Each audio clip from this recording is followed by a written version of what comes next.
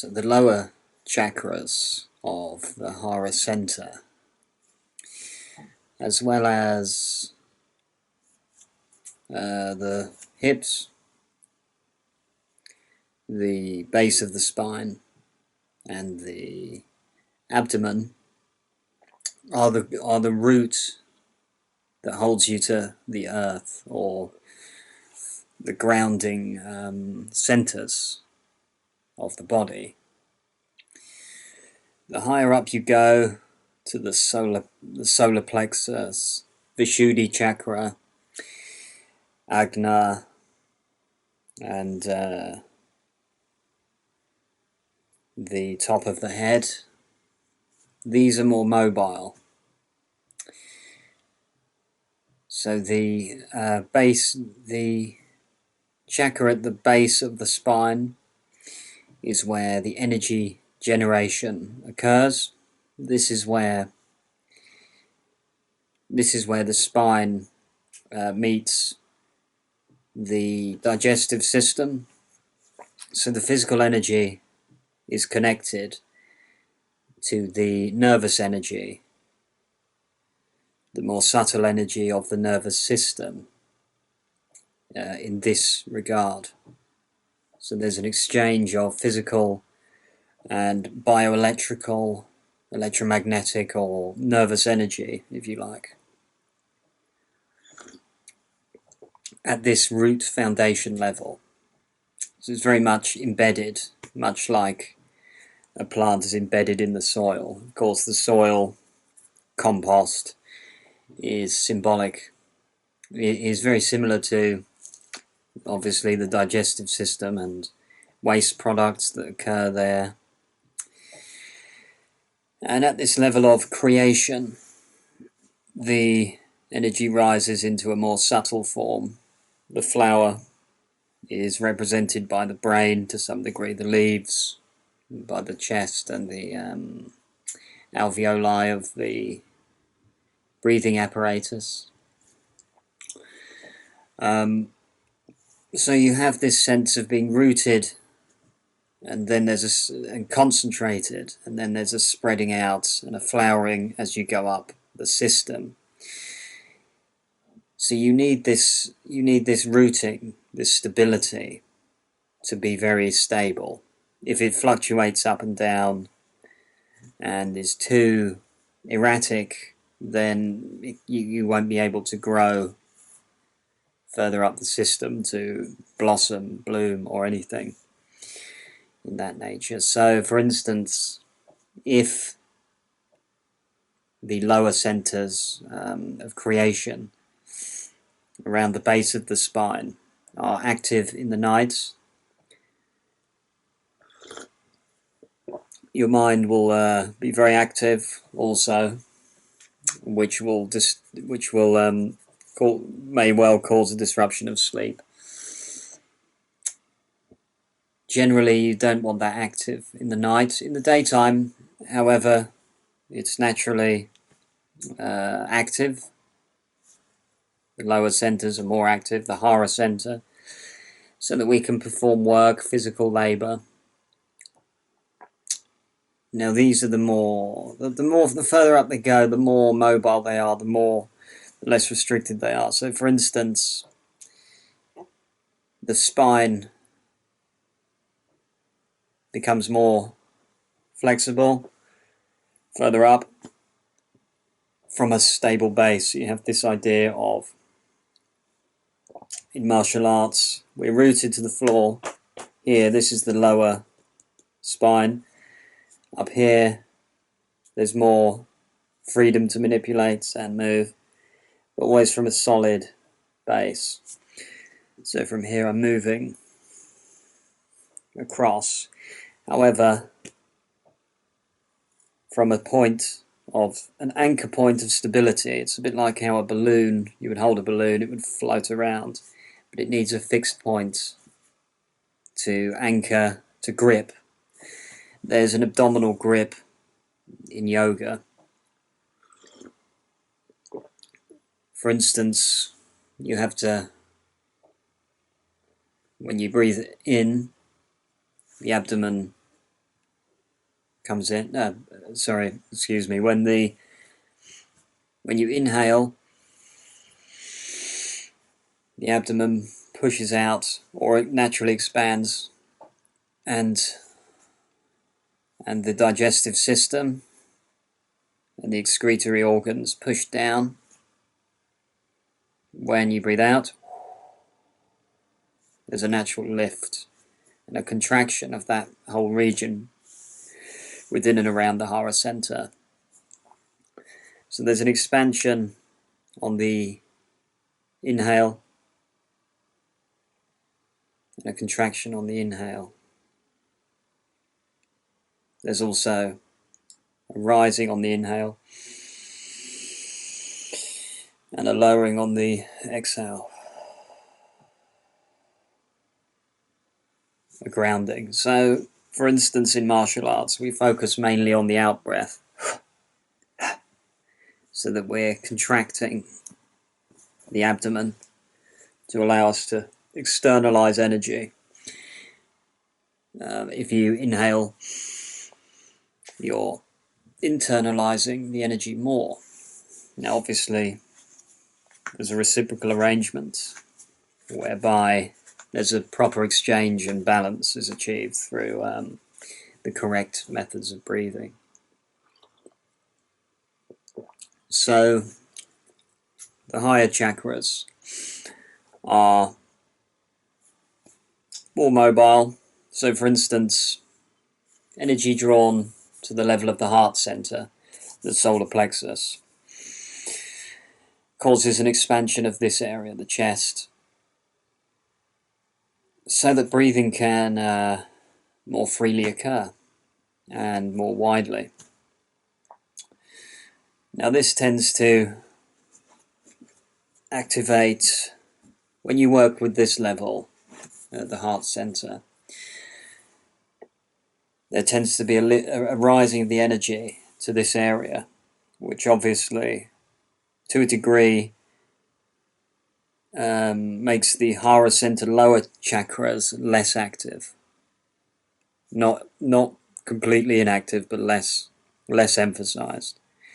But there's, even when you're working with these higher chakras, it's a good idea to keep these basal chakras of the base of the spine, the sacral area, gripped, linked, not overactive but linked, so you're grounded in physical reality even when you're working with the heart center, which is to do with the universal consciousness. So in order to not float away, there's always a point of connection. It might not be very strong all the time, but there's got to be a link to the lower regions, to the higher regions, because there must always be an exchange. There's an emphasis on different areas, but they're always linked. So there's got to be a, how can I put this? There's got to be an anchor point that everything else can rise from. It's like if you have a dog, you keep it on a lead, you might let it go far and wide, but you wouldn't ever just let it go without precautions. So in terms of martial arts, when we're moving, we move from a point of stability, this point here, the base of the spine, and the Hara center of the abdomen. This is able to move more freely because there's a reciprocal arrangement where this is free to expand and lower down. There's a holding of stability so that everything can be grounded yet mobile, strong and stable, yet buoyant and flexible.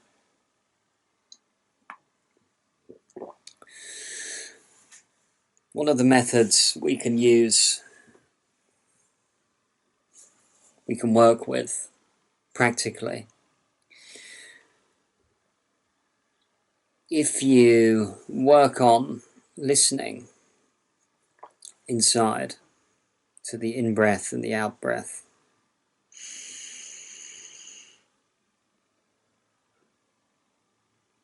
you will find the sensation in the ears when you listen inwardly to the energy and the breath. You will find an inner an inner silence, yet in this silence is a kind of activity of the body. So the ears can be used to listen externally, but also they can be used to listen inwardly. Now, how can we, if we just make the sound,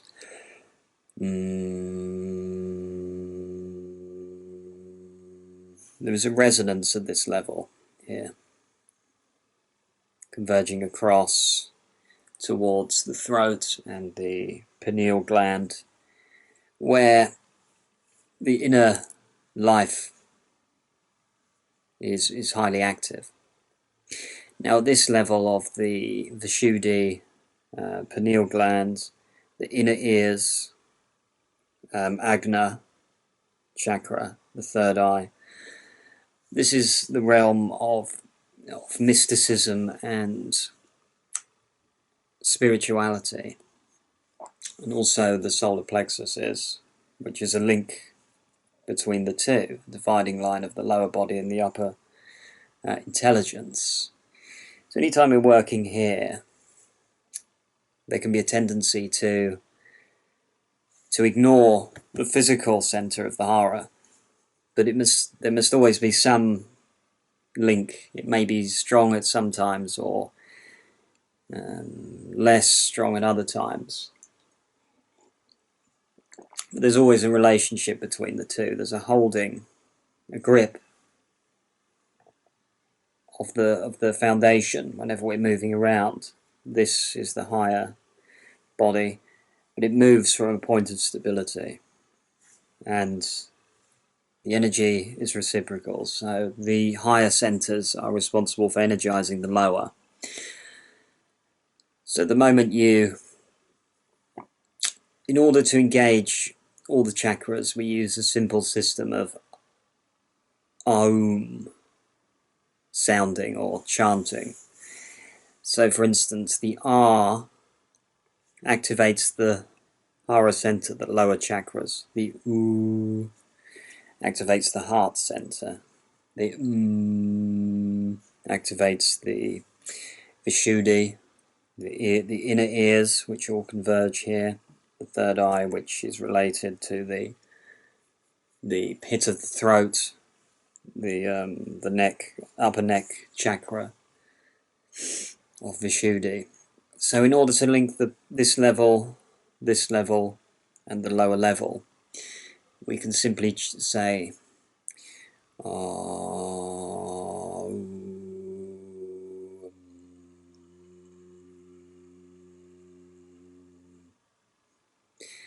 now the timing is fairly relative to each phase. So in other words, the timing is the same in order to stimulate and keep balance there.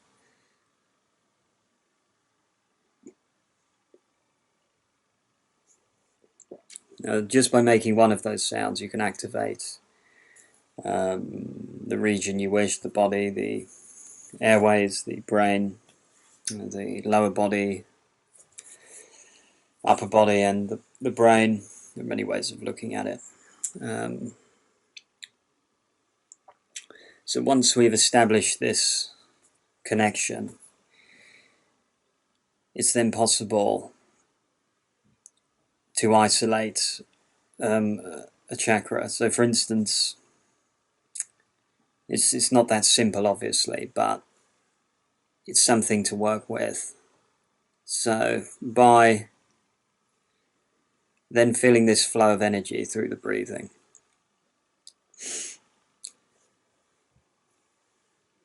we can simply listen to the flow of energy from this level, which somewhat traps it up here.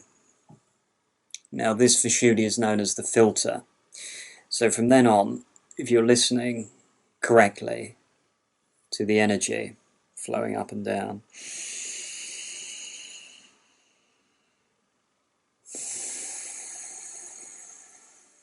inhale and exhale, then there's a certain lock, a chin lock it's known as, which can be activated by just listening inwardly. You will feel a sensation that the ears are actually listening inwardly and connected to this energy flow, rather than just picking up sounds from outside. That's what they're for. Now there's a balancing mechanism in the ears, so that if I were to twist this way, the body would align and turn, contort slightly in order to keep that balance. And the more, so anytime the head turns, the body follows. However, what doesn't happen is that the lower body does not go like that, doesn't go with the head. The head turns and there's an angle created, but all in a line. So any punch here creates a line of balance here, here. And so long as there's a connection there, there will be balance in the system. So it's not a case of just using the muscles. There's got to be a nervous system energy, what science is calling the perineural nervous system, which overlaps the physical nervous system in a more subtler way. So by allowing this energy to flow, we can trap it here if we want. We can trap it here or at the lower levels. It all depends on the goal. Let's say we want to trap it here. We establish the link through the breathing, through meditation. We then begin to listen, and this activates the Vishuddhi chakra at the throat, which is known as the filter. Now, any energy that travels up, it's possible to filter out the negative aspects and receive heightened awareness at the level of the brain. And likewise, anything that drops down will be charged with a certain grace, or shall we say magnetism, from the brain centers, so that it falls upon the earth, the Hara center, the base chakra of the earth. It falls upon this like morning dew with a certain quality which enhances the enriches the soil, symbolically speaking. Now, we also have a lock at the level of the Hara center. So when we focus on expanding the abdomen to maximize breath, lifting the perennial, whatever it's called. If this is lifted slightly in rhythm and pushed out slightly in rhythm with the breathing, then this is the way to enhance the energy flow of the lower abdomen, abdominals, and everything around there. At this level here, the chest, it's possible to push the intestines down on the out breath to assist this. And on the in breath, it's possible to do the same. So there's a pushing down and a lifting up. Now this depends where you want to transfer the energy. So rather than get too complicated about this, it's a good idea just to listen to the energy and where the body naturally, in a relaxed state, wants to send this energy. So for instance, we breathe in. I'm listening to how the heart center wishes to push the intestines down somewhat. The perineal expands, and on the out-breath, the perineal lifts.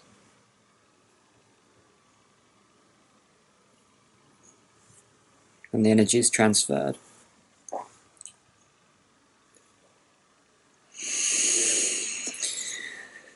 So you can say that in the out-breath, there's a sending out of energy. There's also a emptying of the bag, which is to do with the abdomen and the intestines. There's an emptying of that, and the lungs. There's a filling of it, an expansion of the abdomen and lungs in the in-breath. So we're drawing energy in and emptying it all the time. Now there's a transference of physical energy to subtle nervous energy when this system is allowed to just happen. So we don't need to do anything. These are all points to just draw the mind to without overcomplicating it. So any of these things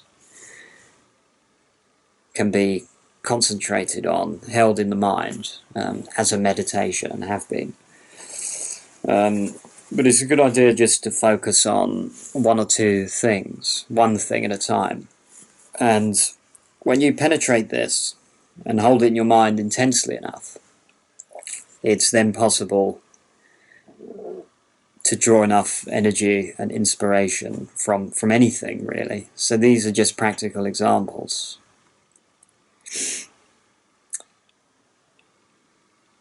For instance, if there was a discomfort in the system, if you concentrate on that enough, and let it just capture you, then it would soon burn up in you and create an energy from nothing, from a raw energy, from a waste product that you may have created in your system. So anything held onto intensely enough with the right focus, rather than just discarding it as a problem or whatever, can be used as a meditation. So these are just practical examples of points of focus: the Hara center, the heart center, and the Vishuddhi. So to conclude, there's an anchoring. There must always be an anchoring in the Hara center, the body, because that's a physical part of the reality. However, from there, it's possible to work with the higher chakras and raise this energy level to a higher pitch. So for martial arts, we work a lot with the Hara center, but with the aim of uniting the Hara center with the intelligence, the brain. Finally, the centers are all connected via the spine. So we have a polarity. The right side is assertive, dominant, fire. The left side is feminine, as opposed to masculine. The right side is water and is lateral. So if we're doing a punch here, the contraction comes from this side. This just does its job to turn, the left just turns. I've done videos on this and discussions, so I won't go into it too much. If we're punching from this side contracts out, and this one just turns it So the feminine and masculine are always interacting, so that when movement is controlled from this point of stability, the spine, there is always balance. Because if I tilt this way, the water will expand. The water side, the feminine, will expand in order to counterweight the move that way. The masculine will always keep me upright, will always burn with energy. So I don't need to worry about tipping over, because there's a reciprocal arrangement, a cross formation, where this one holds me in place and this one expands out to counterbalance.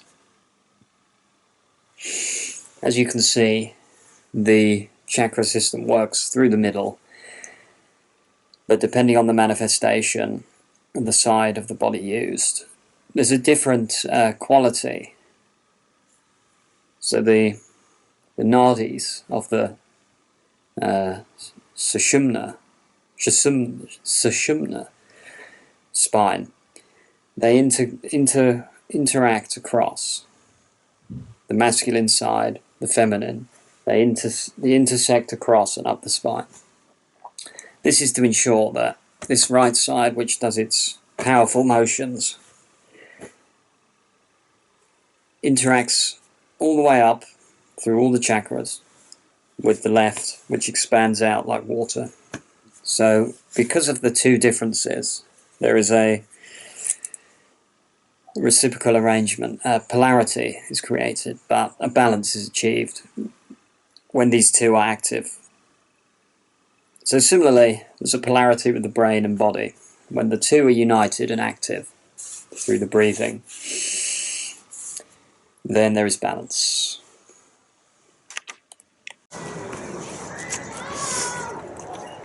Yeah, because the key is you don't want to have to choose between defense and offense. You don't want to have to go, I'm in here and then I have to go back. If you're in there, you're potentially out here. If you're out there, you're potentially back in there, ideally.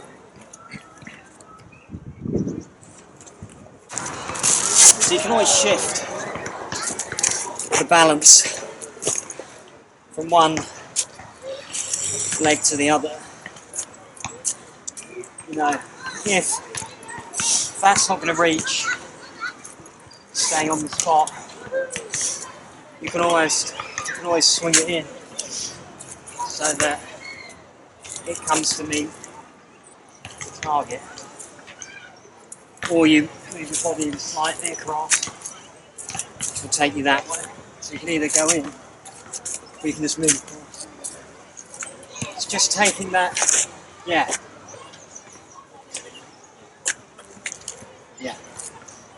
Just making those adjustments. So it's fixed but mobile, basically. Because this can stretch that way, like the balloon, you can swing that way or that. That's always fixed, otherwise there's no stability. So this is fixed, but you've got legs, so it can be mobile, but it's always fixed to that mobile point. And this can move anyway, not the head, it's very mobile, you can look there, but it's always from this physical anchor, which is very grounded and stable, and not mobile basically. Yeah, anyway.